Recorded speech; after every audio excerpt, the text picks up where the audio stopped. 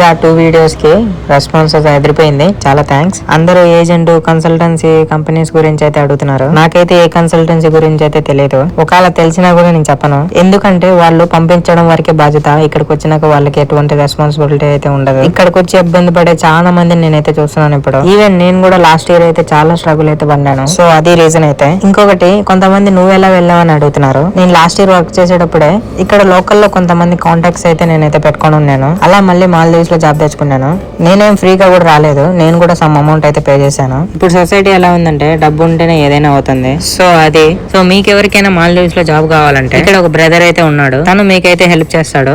కాకపోతే మీరు ఏ ఫీల్డ్ అయితే ఆ ఫీల్డ్ లో మీకు 1 year అయితే ఖచ్చితంగా ఎక్స్పీరియన్స్ అయితే ఉండాలా. ఫర్ ఎగ్జాంపుల్ వెయిటర్ జాబ్స్ అయితే ఇక్కడ చాలా ఉన్నాయి. ఆల్ వీసా ప్రాసెస్ అంతా వాళ్ళే చూసుకుంటారు. ఇక్కడికి వచ్చినాక ఏ ఇబ్బంది పన్ను కూడా అవసరం లేదు. ఎందుకంటే తను ఉండేది నా కాడనే. ఎవరికైనా ఇంట్రెస్ట్ ఉంటే నాకైతే మెసేజ్ చేయండి. ఓకే మరి బాయ్.